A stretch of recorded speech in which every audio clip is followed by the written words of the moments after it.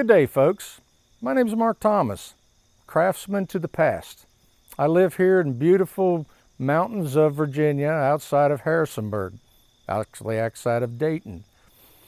I live within national forest boundaries. I grew up in Ohio, moved down here in 1980, working in the printing industry.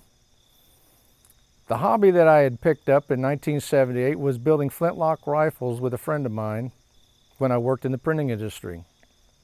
After I moved to Virginia, I had to figure out how to build these things on my own. All the little nuances, all the little details that goes into building a functioning flintlock rifle or pistol. From the beginnings, I learned how to assemble the pieces and parts to make this firearm.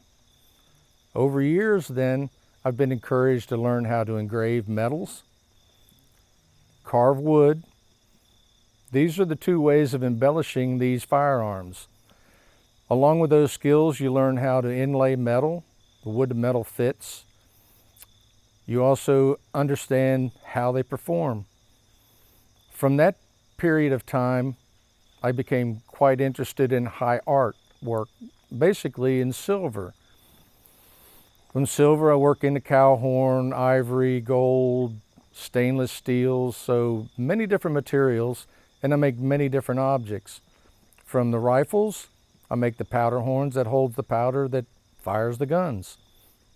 I'll also make little silver objects like little boxes or cups. I design and engrave my own jewelry out of sterling. I'll engrave other people's objects so they become just as highly prized as the object itself.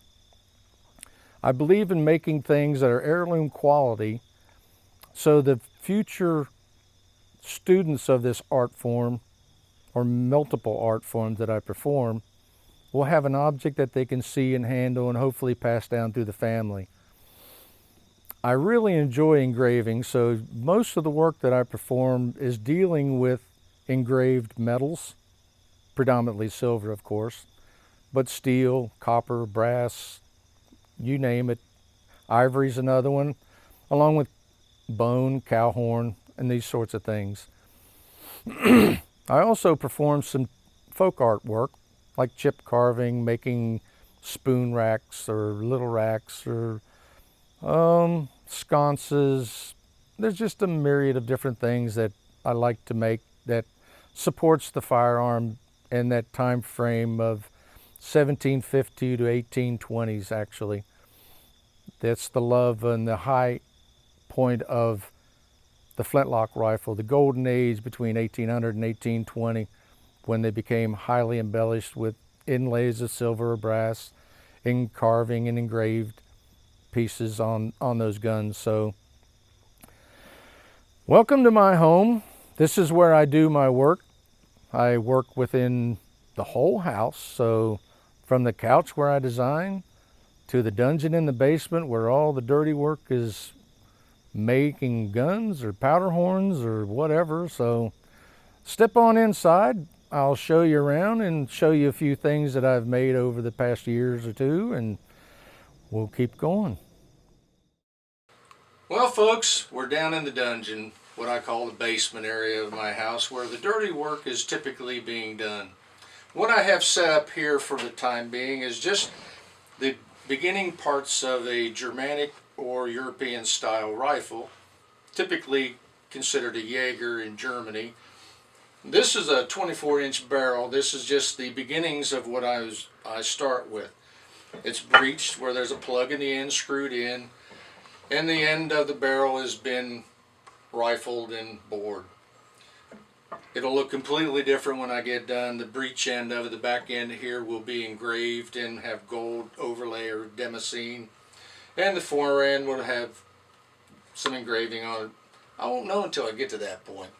And that barrel then will fit in this fine piece of walnut, black walnut that a friend of mine had from years ago. And it really deserves to have something of really high art, something really nice to accent this beautiful piece of wood. Typically on a gun like this, you're going to have a trigger guard and a butt plate that just saves the wood from getting damaged. So I thought I would show you a couple of pieces, the trigger guard and a butt plate.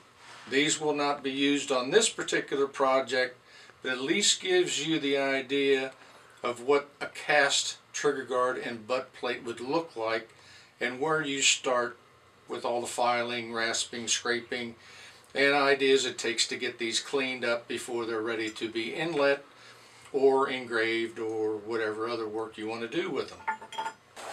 Just to switch pace a little bit, I thought I would bring out this pistol that I started on a while ago. It's getting a little rusty from handling and being out in the weather, demonstrating some of the engraving style of relief engraving the breech end of this barrel, which is what the rifle would look like when I get done. We can actually take a little bit of sandpaper here and clean it up a little bit so you have a little idea of what this thing will look like